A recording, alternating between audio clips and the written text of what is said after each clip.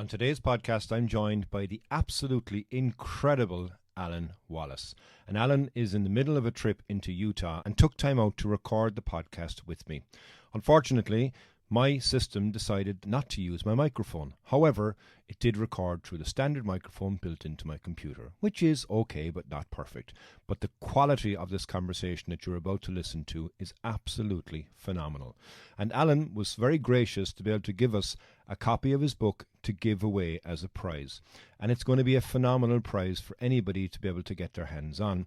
So to be in a chance of actually getting a copy of this book, share a pic you've taken at night on Instagram, Twitter or Facebook. And let us know in the caption why you would like to get your hands on Alyn's new book, Photographing the Night Sky. Be sure to tag Alyn Wallace and the Irish Photography Podcast on your posts. Best of luck, everybody, and I hope you enjoy this fantastic episode. I don't know who you are, but welcome to the Irish Photography Podcast. Sit back, relax, and listen about cameras, gear, settings, stories, and all things photography. Join Darren on Ireland's Best Photography Podcast. Let's go.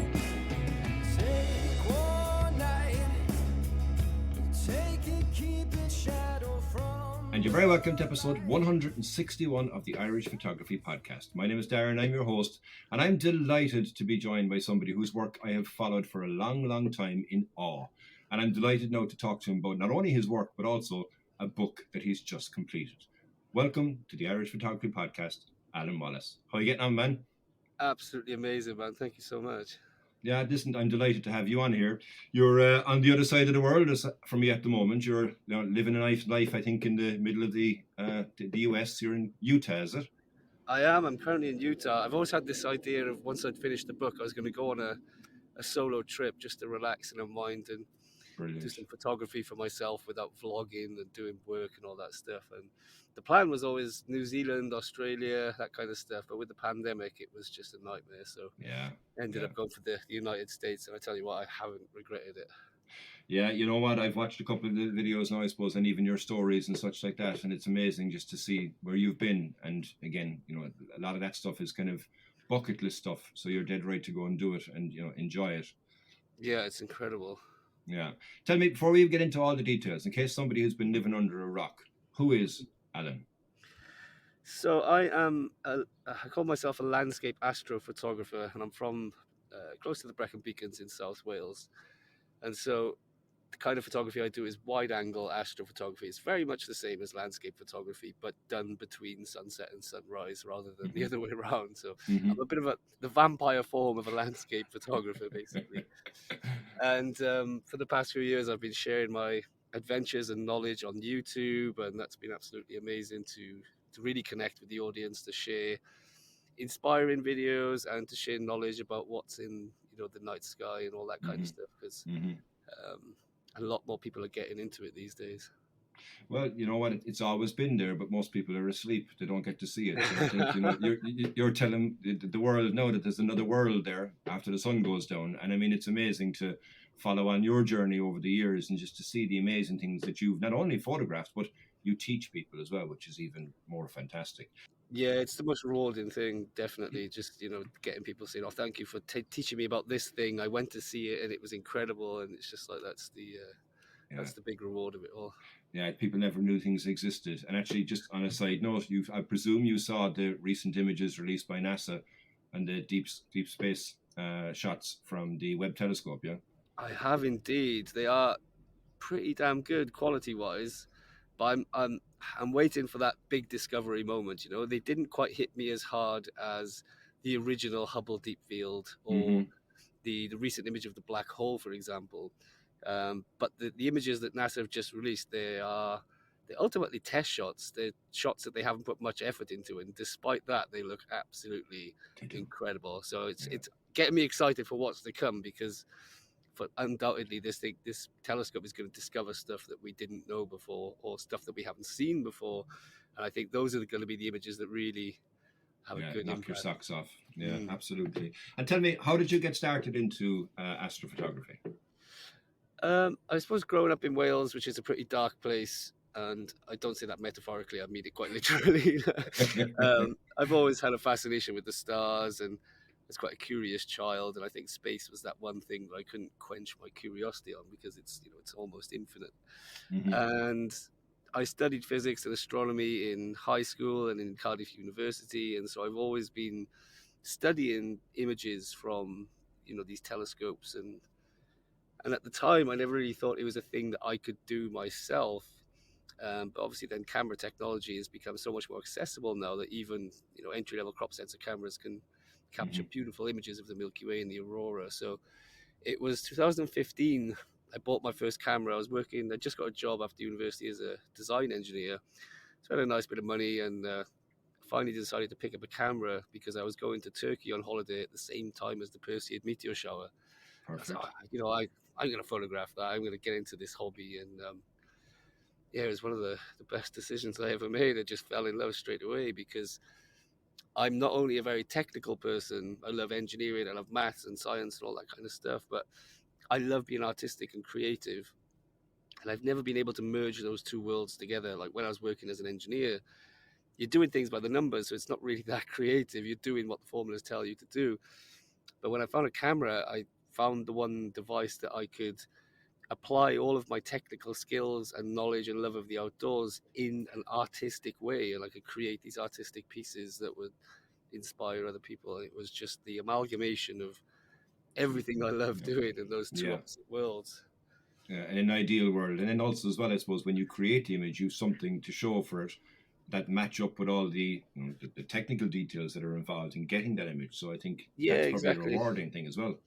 Yeah, it's amazing, and it's nice to create something that you can look back on and that sends you back to those moments and the emotions you were feeling at that time as well. So I'm not the kind of guy who takes a lot of selfies or photos of myself, so I kind of live through these images that I capture rather than, you know, oh, here's a selfie of me on top of a mountain or whatever. Yeah.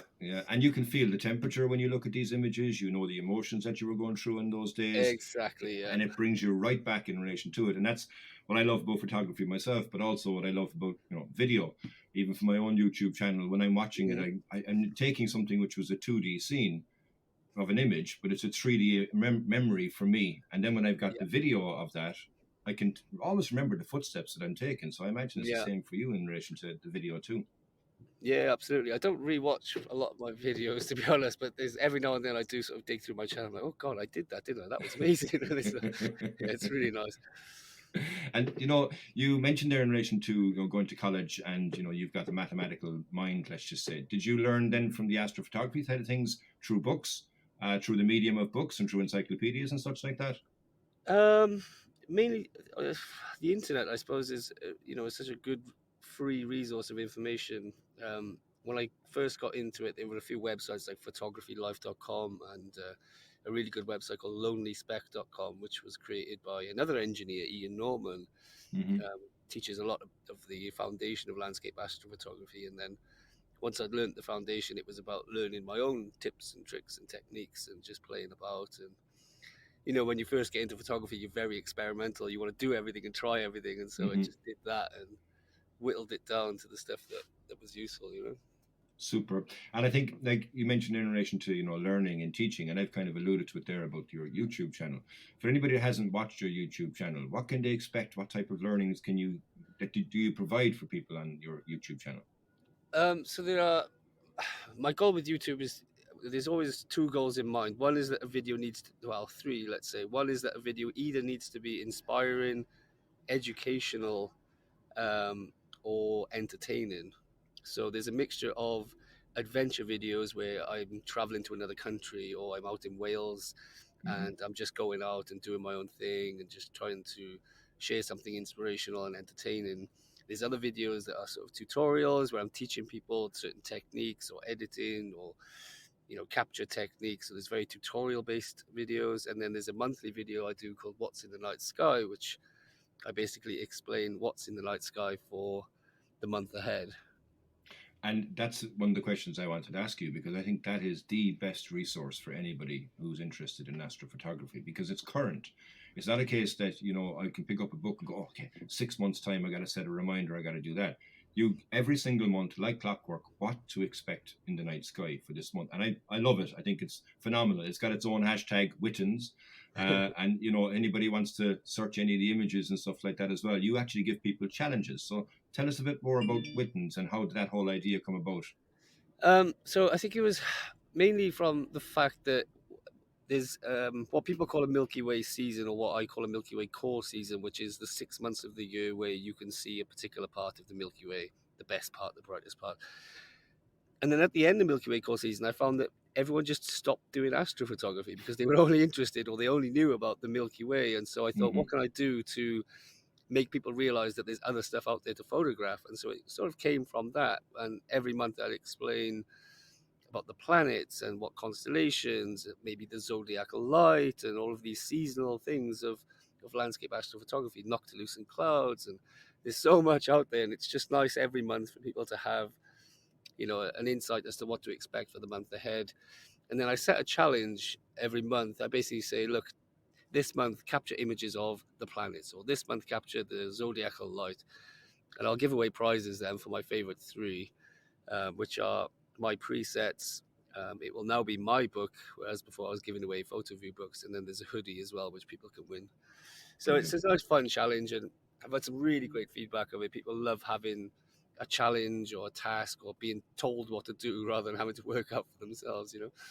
Yeah, and you know, I know a few astrophotographers here, and you know, every single time I'm out with them, they're referencing to Wittens and what's Alyn say I can do this month and such like that. And I mean, like, it is really, really inspiring for people too, because like I say, it's current, and you kind of give people the kick up the backside to kind of go, all right, you know what, this is happening this month, let's go do it. Yeah, exactly. And especially in a couple of months' time when we get to autumn, and you know, especially in the UK, you go into work in the dark, you leave work in the dark, so it's like you can't go out and do landscape astrophotography. So it's like, hey, there's all of these wonderful things that you can still photograph. Yeah, absolutely. The only problem that we have with astrophotography here in Ireland and the UK is the abundance of clouds that we have, and I know that's the biggest enemy that we have. It's my probably my greatest achievement, yet my stupidest decision ever, was to decide to be an astrophotographer in Wales. It's like, how stupid of a decision that was, but I mean, it's worked out pretty well. But it's like, yeah, the amount of expletives that people shout at clouds late at night. I know yourself is included in that too. You know? It's amazing. Do you know what? It just makes it so much sweeter when you do have clear skies. You know, it's, you know, if you're in the country where the skies are clear every night, you don't have that risk or that anticipation of, oh my God, it might be clear, it might be cloudy tonight, and then you go out, and when it is clear, you're like, oh, this is amazing. So it just goes towards making it, you know, a lot more sweeter. We had yesterday, I think, was it yesterday or the day before, we had the supermoon rising, and there was a lot of photographers that were out just to capture it. And it just so happened that there was no clouds in the sky except for the area where the moon was rising. Oh, that always happens, mate. Story of my life. Yeah. Yeah, it's frustrating. So yeah, I mean, look, you know, we kind of given the background in relation to, you know, who you are, what you've done, what you have already achieved thus far. So now I want to talk about the main topic here, and you mentioned a second ago, which is your book. So how long, number one, have you wanted to write this book? So I've never really in my life considered the possibility of becoming an author. It's never been like a goal of mine. Okay. But back at the end of 2017, I was teetering on the edge of, do I quit my job and go full-time as a photographer? I'm not really making enough money, but I kind of want more time to put into it, and I want to escape this sort of rat race job. And I just gave a talk at the photography show in Birmingham, which is like the UK's biggest photography show. And it was quite a big crowd of people. I mean, I'd done camera clubs in the past, but to have like a big hall full of like 100 or so people, and it went really well. And I got home from the photography show, and I had lots of business cards, and I was, you know, sending pitch emails to every company I could possibly imagine, just trying to find work, and, you know, playing with the idea of going full-time as a photographer. And one of those emails was to PhotoView, and I'd already been a big fan of PhotoView guidebooks. I'd loved using their books for Snowdonia and the Dolomites. And I basically sent them an email saying, hey, how would you like to do a location guidebook for the best places in the UK for astrophotography? And Okay. I didn't get many replies from all of the emails that I sent out after that photography show. But Mick from PhotoView got back to me almost immediately, and he said, "Why do the UK? Let's just do the whole world and not restrict our audience." And I was like, Amazing. "Wow, shit, okay." And I was like, "This is way beyond me, but I'm just gonna shut up and accept the deal and just sort of see if I can wing it." And Wow. so it's been since October 2017, so just over 4.5 years since that original email. And we bashed out a contract. We put together a little contents list, and over time, the book became more of a how-to book rather than a location guidebook. Okay. And so it ended up, becoming a big sort of technical how-to book. When you say in relation to the evolution then of the book, right? Did you work on it consistently since the original concept, or did you take breaks from it? Did you cram towards the very, very end? Like, how long did it take you in the end to go, okay, I want to get this monkey off my back. I want to get it complete. So, yeah, definitely wasn't consistent. I very soon realized that, in order to write, you have to be in the right mindset. You have to be in the right mood. Mm-hmm. There were weeks where every morning I'd wake up and I'd sit in front of the computer and I just couldn't write a single word. It's just, you just have to be in the mood. You have to be in the zone. And once you get the ball rolling, it's great. And, you write a lot. So there was very sporadic moments of hard work, like solid work. And then there were obviously brief moments where I was doing workshops and other stuff was getting in the way. But usually when my calendar freed up a little bit, I could focus on it. And I really had to focus on it because, you're putting in a lot of research first and then you have to write it out. And you kind of have to do that at the same time. Otherwise, it all fizzes away. And so, yeah, definitely not consistent and very sort of fluctuating periods of working hardcore on it and then not working on it at all. Yeah, and I think you probably get sporadic moments then of inspiration. And you're like, wow, geez, okay, I was in flow here, Yeah. and you've written so much that you never intended to write. But when you look back and you're going, wow, that's good shit I've written there. Yeah, absolutely. Well, that definitely happens. And I've ordered my copy and I can't wait to get my hands on it. But I mean, we'll get into some details in a moment in relation to specific areas within the book. But as an overview, what's your kind of elevator pitch for the book? What can people expect for it? So I grew up without sort of tablets and smartphones, and I used to love encyclopedias. I loved that you could flip open a page and just learn something random, or, if you needed to learn something specific, you dive into the contents and find what you're looking for. And, I used to stay with my grandmother's every weekend and we'd play games with the encyclopedias. And I just loved the amazing graphics and the images that kind of explain things much better than words ever could. And so a big inspiration for me was encyclopedias, and so I wanted to create the encyclopedic guide to landscape astrophotography. So if you want, you could just flip open a random page and learn something. If you want, you could just flip through the book and see some incredibly inspiring images. Or if, for example, there's a solar eclipse happening in your area, you can pull that book off the shelf and you could turn open to the relevant page. So it starts from very beginner. We talk about the equipment, we talk about the settings for single exposure astrophotography, then we get deeper into multi-exposure astrophotography. There's a basic guide to astronomy in there, so navigating the night sky, understanding what you're looking at, how to predict where things are going to move. It's a huge chapter called Night Sky Wonders, which covers all of the different things that you can photograph with a basic camera and lens. There's a brief sort of location guide to the best places in the world and all the locations that have certification from the International Dark Sky Association.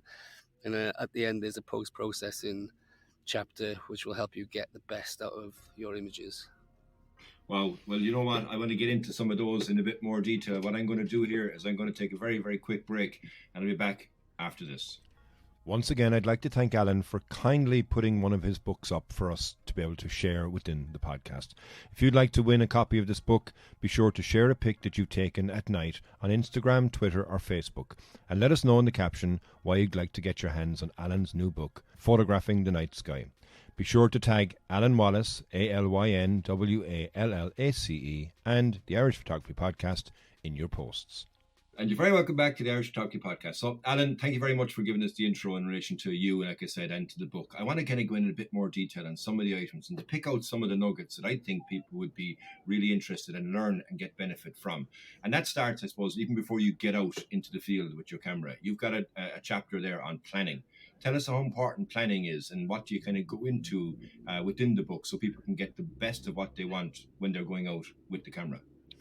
Yeah, so the thing with landscape astrophotography is you're going to be working in the dark. So you really have to be prepared for that. You know, you've got to know your way around your camera so that you can use the camera without sort of seeing your camera.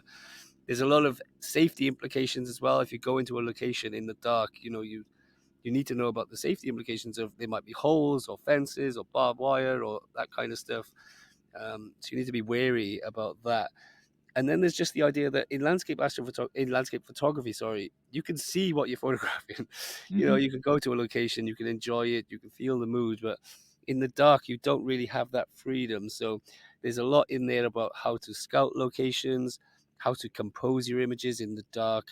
And then when it comes to planning, there's things you need to understand about the twilight times, the 3 different stages of twilight, what photography can be done during those stages of twilight. What happens once twilight finishes? What happens when the moon is in the sky? How does the phase of the moon change the night sky? So all of these kind of things that will help you plan a night so that you're not fumbling around in the dark. You know, you go into a location with an idea in mind, a plan in place. And ultimately, in this genre of photography, you are literally predicting the future. You can find a beautiful composition. You work out what direction that composition is facing. Let's say it's facing southeast. And then you can say, oh, hey, the Milky Way is going to be there during March, April, and May. And so you wait and you go back in March, April, and May, and you capture an image that you kind of saw in your mind. You're literally predicting the future. That's what I love about it. Yeah, love it. And would you recommend somebody to go out during the day as well with their camera and to get their composition nailed down? Because if you go out in the dark, as you say, okay, guess what? It's dark. So you don't know what's going to be there, and something could block the view of where you're hoping that the Milky Way is going to be, or whatever astronomical event that you're looking to photograph. So to go there during the day is a must, yeah? For me, it's a must, yeah. I mean, in photography, composition is one thing that will separate good photographs from great photographs. And it's very difficult to compose the elements when you can't really see what you're doing. I mean, there are tips and tricks I teach in the book about doing that at night and how you can do that at night.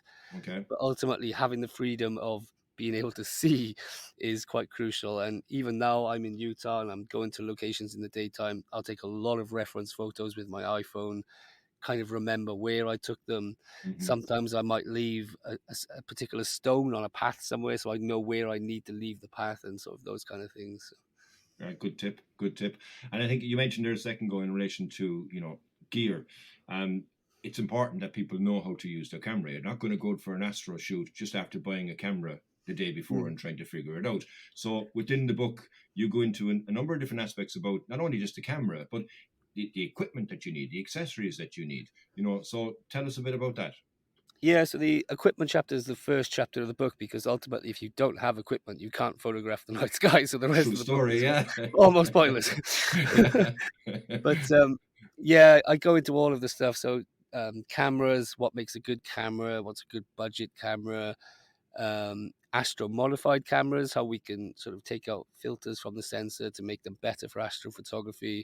We look at lenses, but like what makes a good lens for astrophotography. It's not just the focal length and the aperture, but it's also the aberrations of the lens. Like sometimes in astrophotography, cheap lenses are way better than the expensive lenses. Like the Samyang 14mm, which is like £300, is way better than the £1,200 Canon 14mm for astrophotography.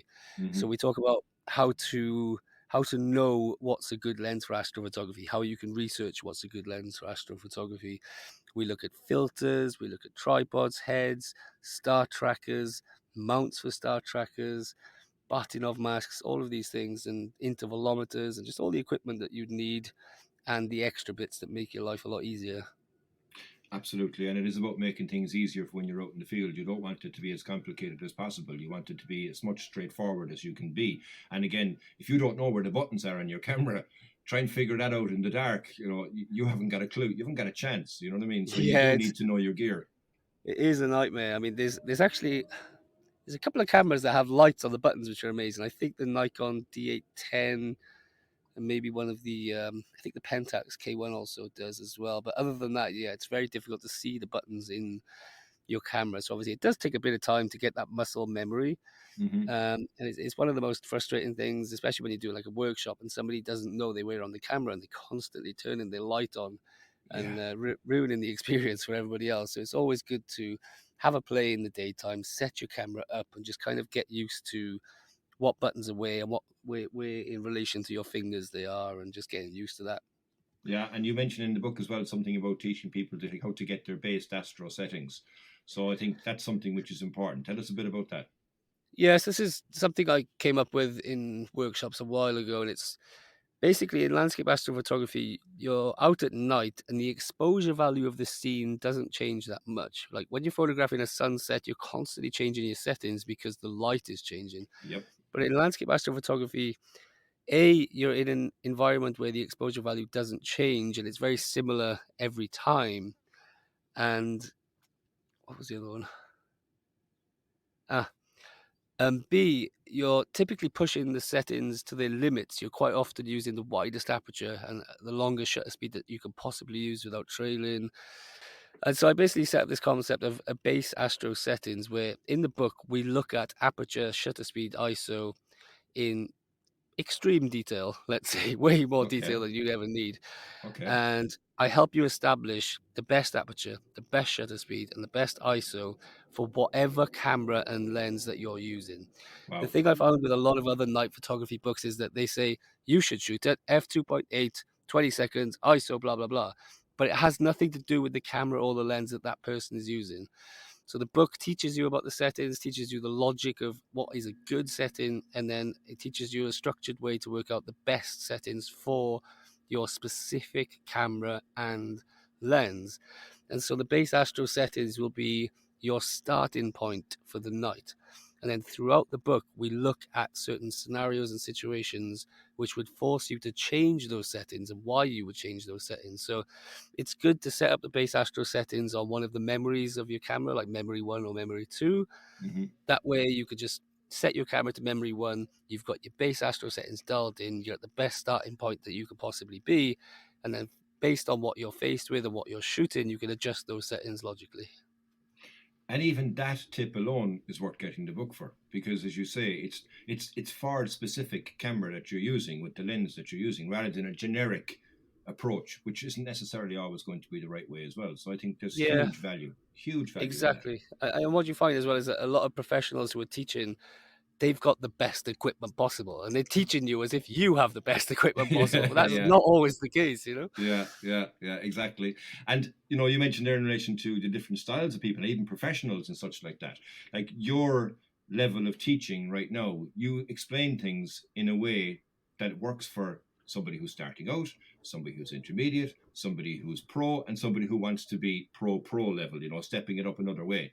But Yeah. to teach that in a book, you mentioned a second ago, you've been able to open an encyclopedia and look at the pictures and stuff like that. So you now have got not animations, but illustrations. There you go. Within the book, tell us a bit about that and how do you go about explaining that through illustration purposes? So it is difficult to kind of split it between beginner, intermediate, and pro. And so normally when I'm teaching something in the book, I'll start off very basic, and I'll give an example. In the ISO, I sort of talk about how the ISO is your final control for the brightness of the image. Just use the ISO setting that gives the best final result in terms of brightness for the image. And then I sort of added a note and saying, like, look, for a lot of you reading the book, this might be as far as you want to read about ISO because shit's about to get technical now. I'm going to go hard and I'm going to explain about the amplifier gain inside the camera and all of these different things. So you kind of start off basic, explain the basic stuff first, and then get technical, such that if anyone reading to a point will understand it, but then pros and more technically minded people can continue reading. But it's not as if the beginners miss out because I started off quite basic. Mm-hmm. And then we also had a lot of graphic illustrations created, especially for the book by this guy, Simon. He was incredible. He's created these stunning graphics. They just look so good. They explain things so well.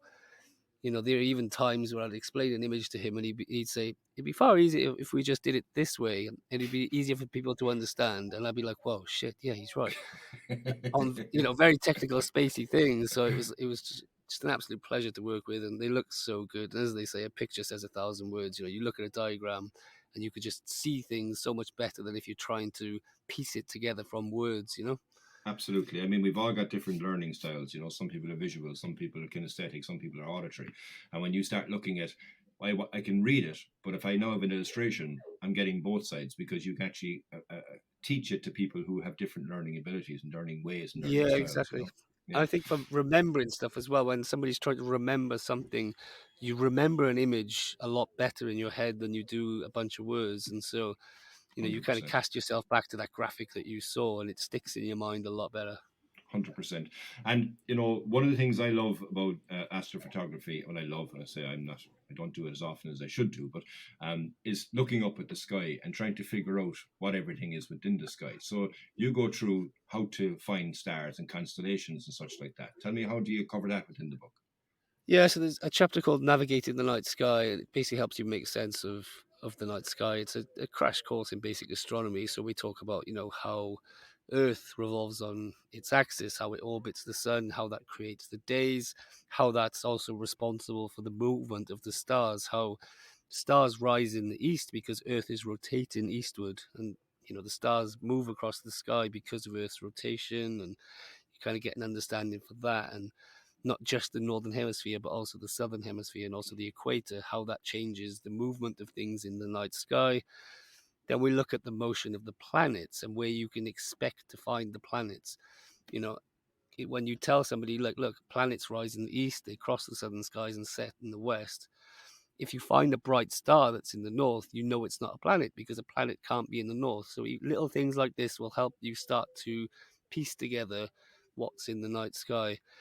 And then we look at the motion of the moon and how that changes over the course of a month, and talk about the different types of constellations. So there's circumpolar constellations, which are the constellations that never set. They're in the night sky all year round for your location. There are the zodiac Sweet. constellations, which the sun passes through, which they're the ones that you can only see for sort of half the year. And, sort of working out how you can find those and see those, and what time of year you can see those. And then we talk about things like star hopping, where you learn the bright stars and the bright constellations first. So I'm sure everybody knows the Big Dipper, the asterism inside the constellation Ursa Major. And then a lot of people know how, if you find the Big Dipper, you can find Polaris, the North Star, by following the last two stars of the Big Dipper 5 times the length, and then that gets you to Polaris. So that's a very well-known example of what we call star hopping, where you learn the bright stars and you hop to other stars from the bright stars, because the stars stay in the same position relative to one another. They don't move relative to each other. So, once you learn these patterns, you can sort of start bouncing around the sky and working out where Class. you are and what you're looking at.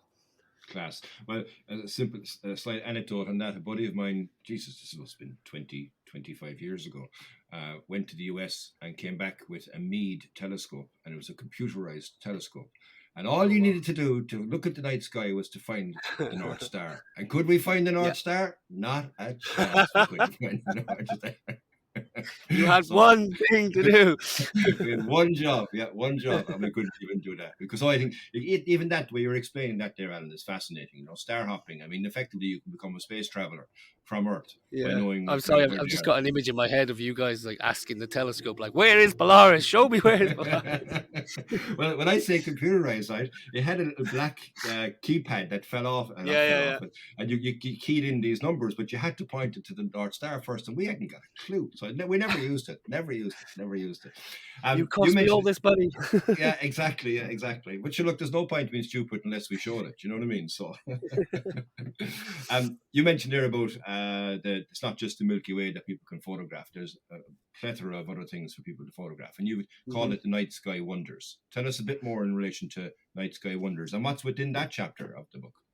Yeah, so this is the meat and bones of the book. I think it's like half of the book, this chapter. It's huge, and it basically covers everything that you can find in the night sky and everything that you can photograph with a basic wide angle setup. So starts off basic with stars, constellations, how you can capture those better using particular filters, and then we move on to things like the planets and the moon. The moon photography bit is great. I think a lot of people struggle with that because you see this big, beautiful moon in the sky, and then you take a picture of it, and it's like this underwhelming blob in your wide angle image. So there's a lot of tips and tricks there about how best to photograph the moon, like using the twilight times, what focal length to use, etc., etc. Then we look at lunar eclipses, we look at solar eclipses, we look at the Milky Way, but not just the Milky Way core. We look at all of the regions of the Milky Way that you can see all around the world. We look at 6 different types of Milky Way arch panoramas that you can do, not just the one classic one that everybody does. We look at meteor showers, how to photograph meteor showers, all of the different meteor showers throughout the year that you should be photographing. We look at atmospheric things like the Aurora Borealis, transient luminous events like red sprites and blue jets and gigantic jets that you get above huge thunderstorms. We look at atmospheric phenomenon like the green flash, which is just as the sun sets or just as the moon sets, you get this little green flash on the top rim of the disk of the sun or the moon. We also look at nature at night. So there's stuff in there about fireflies and glowworms and bioluminescent plankton and bioluminescent fungi. So it's got this real encyclopedic feel to it. The chapter is an absolute beast, and again, it's like half the book. And in each of those little sections, I'll talk about how the base astro settings will change. So, for example, the Aurora Borealis is quite a dynamic thing. It's moving in the night sky, so you have to use a quicker shutter speed to capture the structure and the shapes in it. So there's things like that. And then each section in that book has a little cheat sheet that we put together, so you could just take a photograph of it with your smartphone. Brilliant. Because you don't want to be carrying a 3-kilogram book out into the field. So if you're going to photograph the Aurora, you just take a little photograph of this Aurora cheat sheet, and then you can take that with you on your smartphone. Unreal. And that in itself, again, that chapter alone, I'm sure, is one where it's a resource to go back to find inspiration. What can I do? What can I do this time? What can I do again? And as you say, you're not going to carry that book out into the field, but that's a brilliant idea, just to have that little quick cheat sheet. But I'm sure there's going to be people that will bring the book out to the field. Guaranteed. Their bag isn't heavy enough. They want to make it heavier, And you mentioned here as well about the Aurora Borealis, and I know that you've kind of worked with a number of other photographers and collaborated with other photographers. And I know Adrian Modi from Nightlight Films has a couple of images as well, I think, within the book also. And he is somebody who I love, looking at his work, and I've had him on the guest in the podcast as well in the past. So tell me, how about working with others and in using their images? Because it's not just your images that are in the book. You've got a lot of images as well from other photographers, which I think is phenomenal, because you're also sharing the love, let's just say, amongst the other photography community. So tell me, how did those come about? Yeah, so obviously there were things that I haven't photographed yet, so we kind of had to outsource images, and there were a lot of other photographers that I just wanted to have their images in the book. I wanted to share their work with the world, and I also wanted to have different editing styles in the book, rather than just be quite fascist and say my editing style is the right way.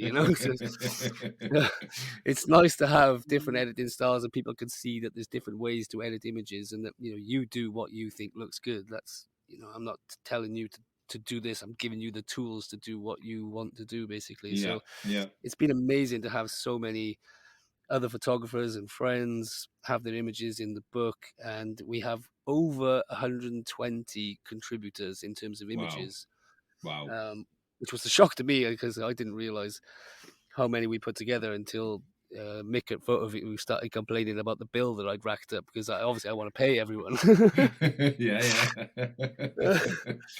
And so, going back to Adrian, real good friend of mine, he's an atmospheric scientist before a photographer, so his knowledge on the Aurora is almost world leading. And having his images in there are incredible. He has some of the best Aurora images out there. And once I'd finished my Aurora chapter, I sent it to him for check-in, and he rightfully tore it to shreds and ruined my self-esteem. But it was so important, to have, the latest knowledge and make sure it's all, Yeah, correct and current. sound. And he was the best person to do that.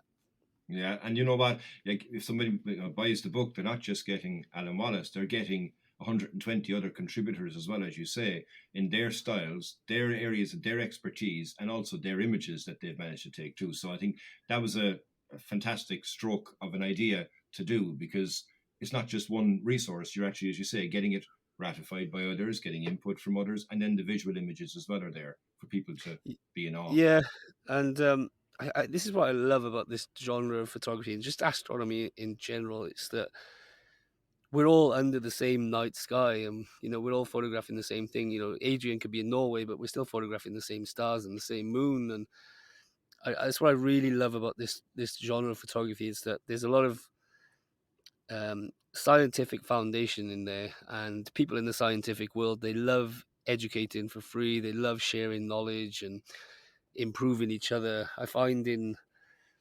landscape photography, sometimes it can be quite a competitive world, and people don't want to share, and they're hiding their locations, and they're just Yeah, being yeah, really sort of, coy about it. yeah. But in astrophotography, people just love sharing. I mean, we're all sharing the night sky, and it's just like, I just love that vibe of being unified under the same night sky.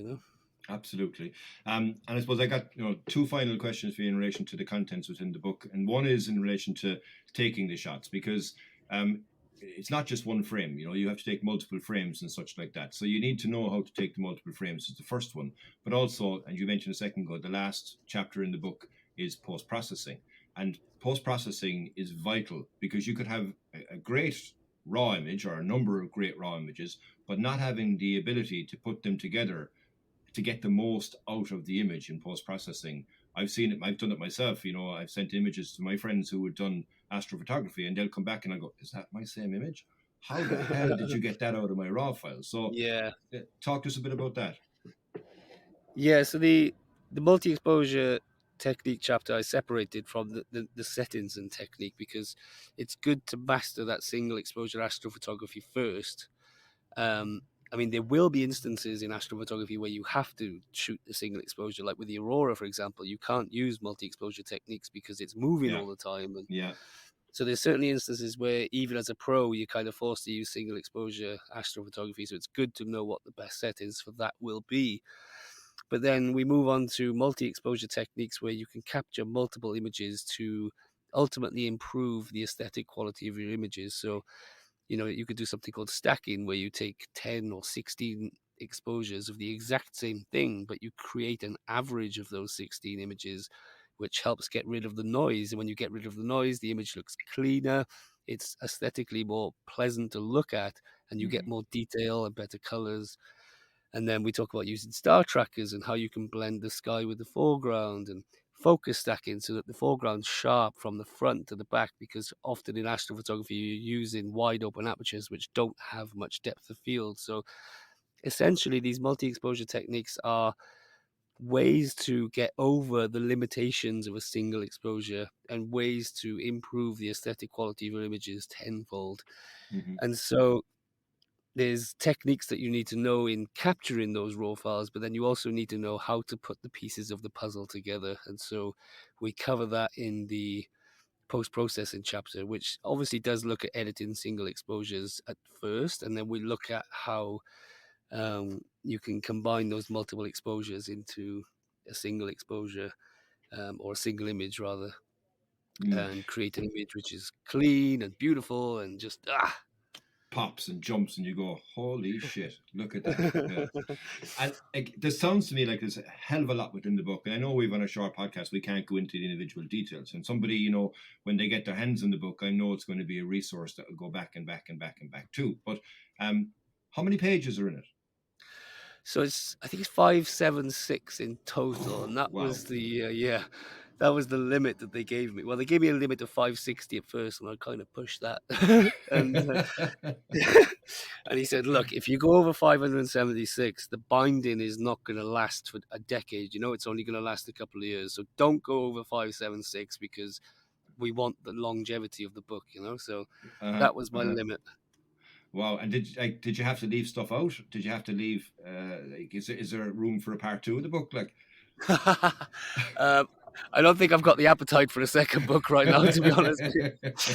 I kind of wanted to just put everything in one book and get it done with, because it's been hanging over my head like a black cloud for the past 4 years. But yeah, um, absolutely. I mean, I did all of the important information first, and so nothing like that really took a hit. I suppose what did take the biggest hit was the location guide, and that's really funny to me because I pitched the book as a location guide to the Originally, yeah. UK, and the location guide to the UK is now like 4 pages at most, and two of those pages are just pictures.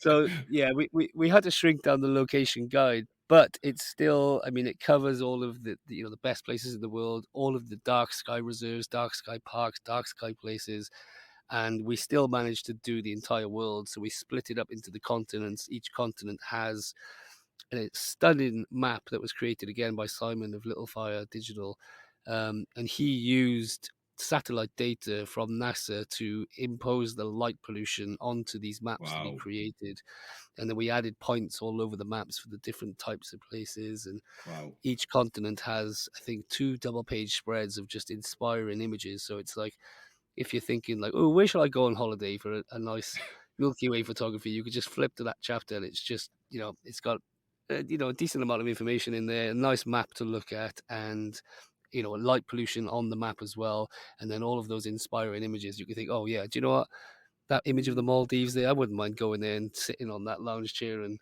photographing the Milky Way. So it's like, yeah, Yeah, it'll be really inspiring for planning your next trip.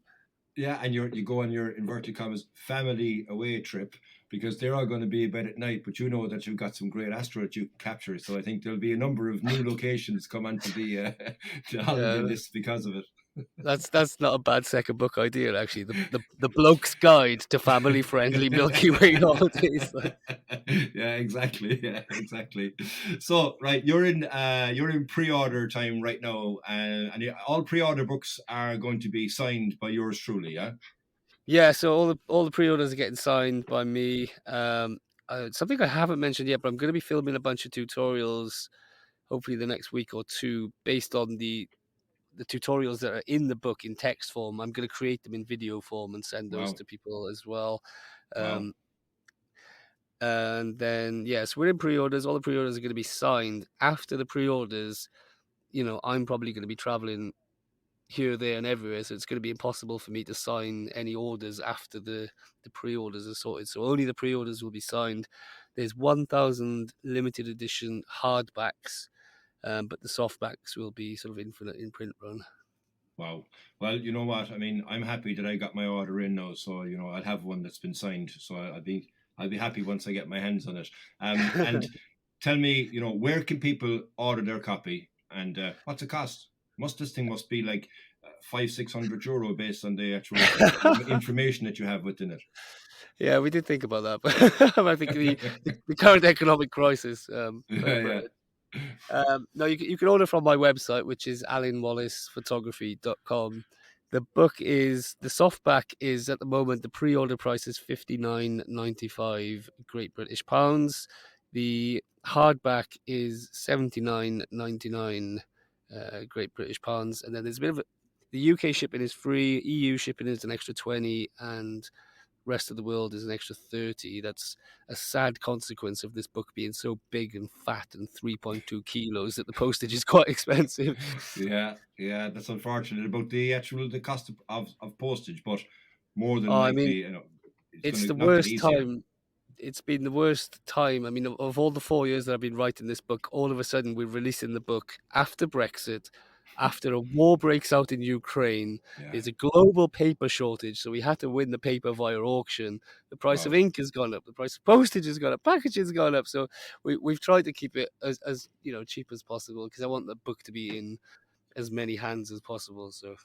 Absolutely. And I mean, look, the resource that it'll be a priceless resource for somebody who's interested in astrophotography, be it getting into it, already started in it, wanting to go up another level, wanting to get into the vastness of knowledge that you have in your head, because you are, as far as I'm concerned, the best in the knowledge base a resource for people already. But now to be able to dump that out of your head and put it down in there and then read it at your own pace. I mean, I love the idea of a book. I have a number of photography books because in a life that we live in right now, which is a fast digital paced life, everything scrolls past our eyes quicker than we know. And the retention of that information is very, very limited. Whereas get a book, sit down, have a cup of tea, cup of coffee, have a whiskey, have a beer, and just consume and digest the book at your own pace. And I think that's what I find people will do, you know. That's why I love books. Yeah, and I mean, there's a lot to be said about printing as well. I mean, in photography, obviously, printing is quite an important aspect of it. That's not really done as much as it used to be. Everything's very digital now, and so, you know, there's a lot of panoramas that I've taken that I've never shared, because you share a panorama on Instagram and it takes up a tiny portion of the screen. But with this book, you've now got a 50 centimeter by 25 centimeter panorama printed on high quality paper. And I'm really excited to share those because I just haven't really had the place to share them before. And, you know, a lot of people asking me, like, is it going to be an ebook? And the answer is no. We've specifically laid this book out and prepared it to be printed and felt and touched and smelt and seen, you know?